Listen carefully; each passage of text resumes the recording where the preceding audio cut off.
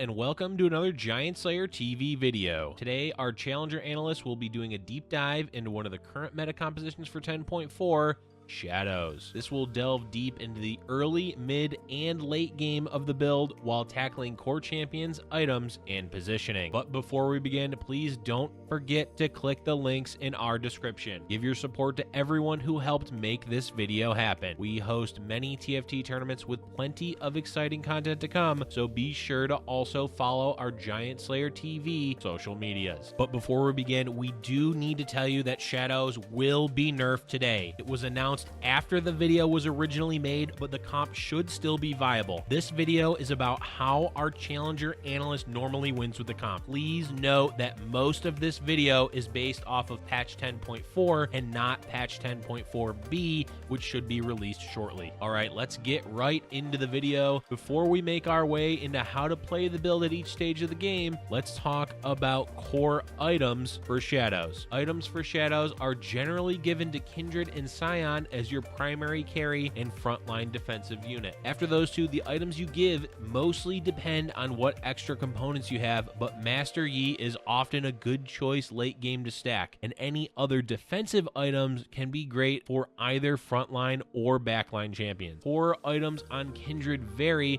with an emphasis on items built from either Rod or Tier. Deathcap, Seraphs, Rageblade, Rapid Fire Cannon, and Hand of Justice are all solid options. A more niche burst-focused build combines Infinity Edge and Jeweled Gauntlet with the intent of blowing up each target. Defensive items you can look for in this build for Kindred will usually revolve around using Locket, though that item can often be stacked on any backline champion and doesn't have to go on the Kindred specifically. Scion's core items are defensively focused, with Guardian Angel being a must-have for him. Other strong items are Warmogs, Quicksilver, Crapclaw, and a more niche item, Titan's Resolve. Titans in general isn't considered a great item, but specifically on Scion, the extra damage bonus from the item makes Scion hit even harder than he already does, so it's not a bad option as he is often alone in the front line. Lastly, a decent item to give if you find a spatula is turning Scion into an Inferno, which makes spinning 3 Inferno much easier. Keep in mind, it's totally fine to make other items than the ones listed,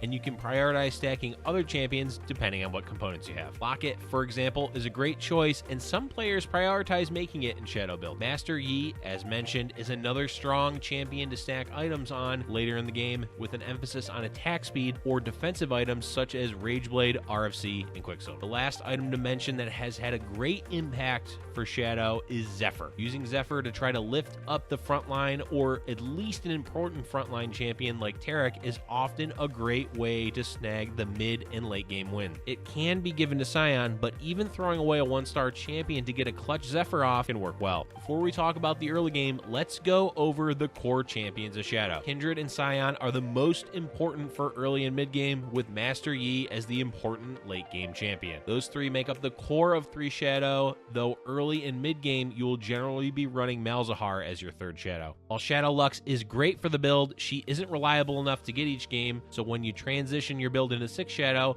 it will be Kindred, Scion, and Master Yi as the big 3, and round out the rest of the build with Senna, Vigar, and Malzahar. Senna and Vigar can be dropped if you do find a Shadow Luck. Any Mystic is great as the 7th champion in the build, though Karma pairs well with Kindred and Master Yi. Varus, Annie, and Kiana are great core champions for your early and mid game boards, but often aren't that important in the later game for the 6 Shadow transition. Alright, with items and core champions done, let's move on to talk about each stage of the game, beginning with the early game. Not much needs to be said here for the early game, as you won't have any direction to your composition for the first few rounds of the game. That said, if you find either a Kindred or a Scion, it is worth spending the 3 gold to pick them up, as not only are they core to the build, they're also just strong champions in general. Other early game champions you can pick up include Varus and Malzahar, but only do so if it's not costing you interest, though Varus is okay to pick up for early Inferno or Ranger. In general, it's recommended to play standard regardless of your build, so pick up pairs and play a strong board with with the intention of win streaking. Look to level to 5 on stage 2-5 and try to have close to 20 gold that stage. From there, you're going to save gold, pick up relevant champions or any other upgrades, and level to 6 on stage 3-2. It's also important to scout prior to stage 3-2 and check how many players have Kindred and Scion so you can gauge whether it's worth pursuing Shadows or not. A less standard way of playing the early game is a playstyle called intentionally losing, which is also referred to as inting. This basically means you spend the bare minimum of your gold, generally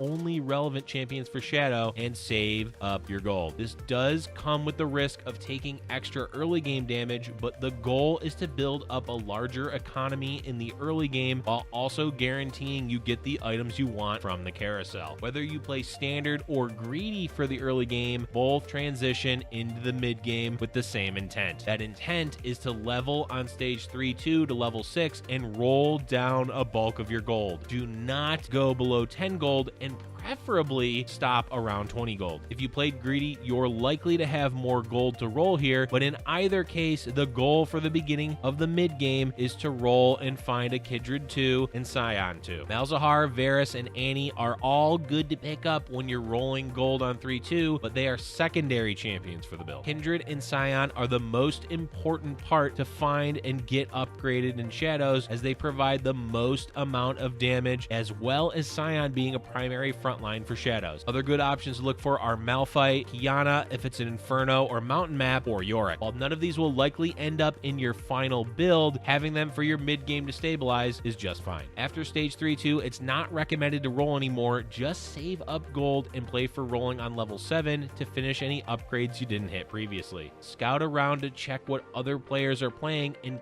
count Kindreds and Scions to check how many are out of the pool. For 3-cost champions, the pool consists of 16 total per champion, so it's easy to count and determine how many remain. Look to level to 7 on round 4-1 right after the Wolves. This is a good time to all in your gold if you're still missing a Kindred 2 or Scion 2 and try to stabilize. Your core build at this stage will look something like Kindred, Scion, Malzahar, Varus, Annie, and 2 extra champions, generally either a frontline or another Shadow or Inferno unit. It's important to note at level 7, if you hit your Master Yi or Shadow Lux, you're going to want to begin to pivot into 6 Shadow as soon as you find the units. Even if you're running primarily 1-star champions, if you find either a Yi or a Lux, you want to pivot into 6 Shadow right away. At 7, this will make your composition 6 Shadow, 2 Mystic if you find the Master Yi, or 6 Shadow, 3 Inferno with the Lux. From stage 4-1 and onward, you can do a few different things. If you're still missing important upgrades, you can continue to roll while staying on level 7. If you're low on health, then it's less likely you will be playing for the late game, and you want to aim for a top 4 by looking for a win condition of either a Kindred 3 or Scion 3. 6 Shadow is also a good win condition, so continue to look for Master Yi or Shadow Lux as well. If you're healthy, which means above around 60 health, and you have your core champions upgraded, it's a good idea to save your gold and look to level to 8 after Raptors. Generally, you're going to want to level at stage 5-1, as it's going to cost 36 gold to level, which is fine to do if you're above 50 gold at that stage. Otherwise, delay going for level 8 for 2 extra rounds and level when it only costs 32 gold. As you're hitting level 8 and the game moves past Raptors, it's time to move into the late game for the Shadow build. If you haven't found a Master Yi or a Shadow Lux by now, then rolling to look for one is really important at this stage of the game. You really want to be on those 6 Shadows. Master Yi in particular is important at this stage of the game, since you want to also be running 2 Mystic in the late game. Any Mystic will do to pair with Master Yi, though Karma is a good option to buff either Kindred or Yi's attack speed. Improving the front line is also a good option as your 8th champion, so look to pick up a Mumu, Malphite, or Tarek. Otherwise, you can continue to run either Varus or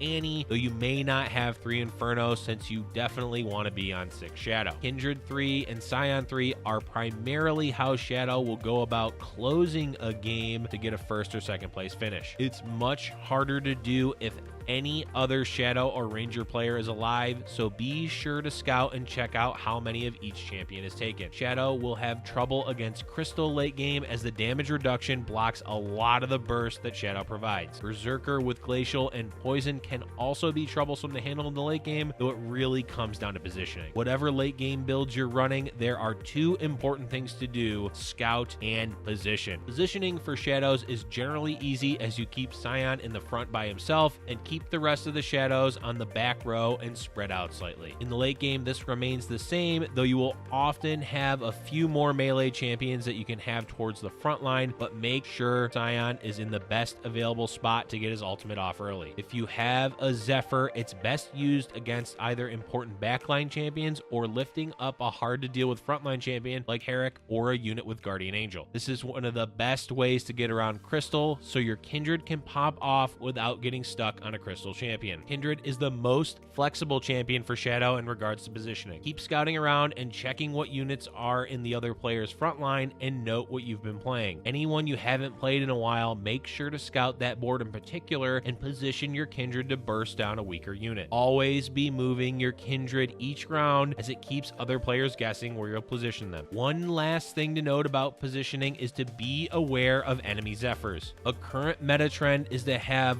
one or two Zephyrs lifting up the front line, and in Shadow that can be a big issue as Scion will often be soloing in the front. If anyone is running a frontline Zephyr, it's okay to move non-important champions to the front line or add in extra melee units so that your Scion isn't getting targeted. Also, be sure to watch out for anyone trying to Zephyr your Kindred, as they are also important. In either case, you can solve this issue by making a Quicksilver, though being diligent on scouting is often enough. Okay folks, that is it for today's video on how to play Shadows. This build is currently dominating the meta, so always be checking to see how contested it is in your game. If you have any favorite stories about winning with 6 Shadow or clutching out a win against 6 Shadows, leave them in the comments below. As always, thank you for watching, and we'll see you all in the next Giant Slayer TV video.